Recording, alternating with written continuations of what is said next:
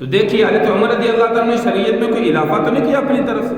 20 رکعت تو پہلے بھی تھی، 20 رکعت اب بھی ہیں، لیکن یہ کیا کہ جو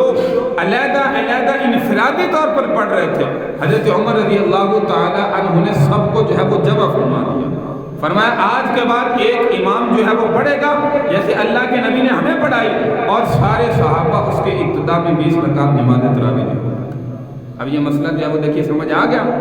یہ اس طریقے سے حضرت عمر بن خطاب رضی اللہ عنہ کا نام لیا جاتا ہے کہ حضرت عمر کی سنت ہے، حضرت عمر کی سنت نہیں، یہ اللہ کے محبوب صلی اللہ علیہ وسلم کی سنت ہے۔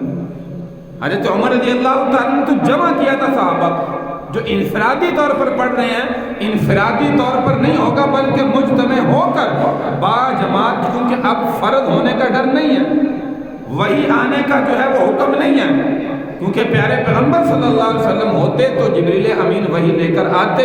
آپ دنیا سے پردہ فرما گئے، آپ نے جو فرمایا ان یکتب علیکم، یہ تم پر فرض نہ کر دی جائے، اس وجہ سے اللہ کے نبی باہر نکل کر تمہیں جو ہے وہ چوتھے دن با جماعت جو ہے وہ نہیں پڑھاتے۔ تو اشارہ اللہ کے محبوب صلی اللہ علیہ وسلم کا یہ تھا کہ فرض نہ کر دی جائیں، لہذا پیارے پیغمبر صلی اللہ علیہ وسلم کا دل تو چاہتا تھا، اسی لیے آپ کے پردہ فرما جانے کے بعد حضرت عمر رضی اللہ تعالی عنہ نے یہ با جماعت کا صحابہ کا جو ہے وہ سب کو جمع کر کے با جماعت پڑھنے کا جو ہے وہ حکم دیا۔ اب دوسرا مسئلہ جو ہے وہ یہ سمجھے 8 رکعت کہاں سے ثابت ہے؟ یہ 8 رکعت یا 10 رکعت، یہ یاد رکھیے کہ پیارے پیغمبر صلی اللہ علیہ وسلم نے نماز تراویح نہیں پڑھی اور نہ آپ نے حکم فرمایا۔ یہ 8 رکعت پڑھی کیوں جاتی ہیں؟ یہ 8 رکعت پیارے پیغمبر صلی اللہ علیہ وسلم کے تہجد کے نوافل ہیں، حدیث مبارکہ میں ملتا ہے اخیر رات میں پیارے پیغمبر صلی اللہ علیہ وسلم جو ہے یہ رکعت پڑھتے تھے، اخیر رات میں۔ نماز تراویح تو اول رات میں ہے، عشاء کی نماز کے بعد ہے،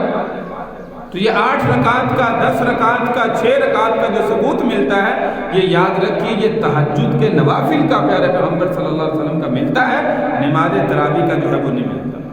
اس وجہ سے بعض لوگ جو ہے وہ 8 پڑھتے ہیں اور بعض جگہ پہ جو ہے وہ 10 بھی پڑھی جاتی ہے، تو مکمل طور پر رکعت جو تراویح کی ہیں وہ یاد رکھیے کتنی ہے؟ 20 جو سنت مؤکدہ کی حیثیت ہے۔ فرمایا اللہ تبارک و تعالی نے رمضان مبارک کے مہینے میں دن کو روزے فرض کیے اور رات کو سنت مؤکدہ کی حیثیت سے تراویح جو ہے وہ تم پر مقرر کی گئی۔